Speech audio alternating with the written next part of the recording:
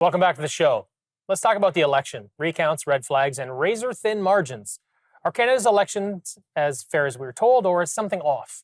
Liam, there were multiple post-election recounts that broke implausibly in favor of the Liberals. What do we know about these recounts, and do they raise legitimate statistical or procedural red flags? Well, I think the most concerning part about it all is that we don't know much about them. This recount process anybody can go on the Elections Canada website and see the initial counts and then see the recount totals, how it's all parsed out between the parties, rejected ballots, and so on. But there's not really any transparency on the process that's happening behind the scenes to get those numbers. For instance, why certain ballots were rejected and others aren't. But there's two ridings in particular, the first being Terrebonne in Quebec, where it was originally a Bloc Québécois won riding. Then after a recount, the Liberals won it by a single vote.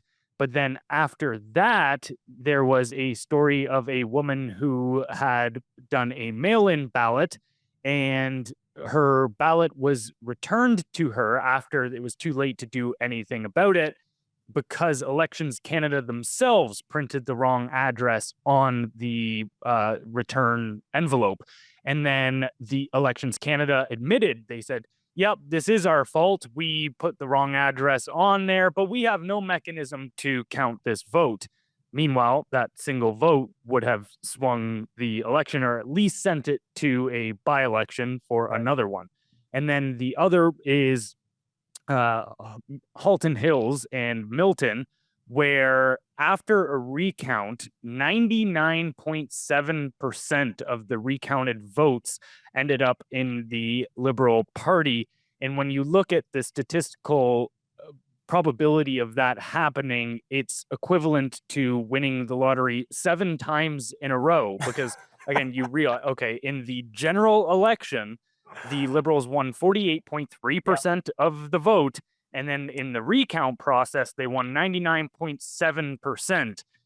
So it just does not add up at all there. And that's, again, these are these issues where you go, I don't know exactly what's happening behind the scenes, because we're not shown any of that. We're not shown why certain ballots are now accepted and others are deemed to be, yes, refuted and rejected. Of course, but again, it's like lightning striking a dozen times in one day in the same spot. It's just not happening. But anyway, here we are. So are our elections transparent enough to inspire public confidence, or are we expected to take outcomes on blind faith?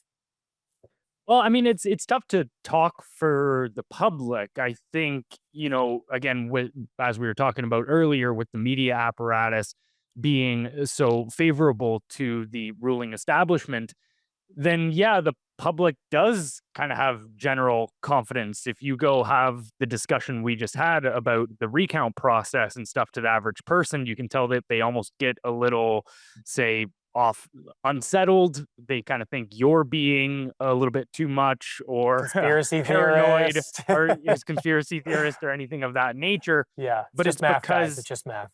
Yeah.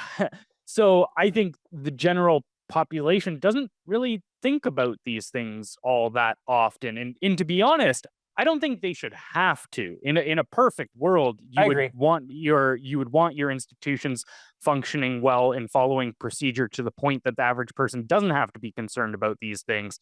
But I think there's a little bit of this kind of historical bias of going, okay, well, I haven't had to worry about these things in the past, so therefore I don't need to worry about them now. Yeah, so unfortunately, though, it does sound like we're basically depending on blind faith. I agree with you that a lot of people aren't paying attention, but that's sort of the result of the situation. So in about a minute or less, that's what you have left. What reforms, if any, could restore faith in our electoral process, or are we past that point? Well, I think, especially when it comes to that recount process and the elections themselves, I would love to see some transparency on exactly showing the ballots that are rejected. And, if somebody's vote is rejected, I think they should have a right to know why. Now, again, these things can happen for understandable reasons, say, not marked properly on the ballot themselves, or they write in a name that isn't actually on the ballot, or anything of this nature. but the fact that we don't get to see that is what's concerning to me. So I think some sort of transparency on that front would be a step in the right direction for sure.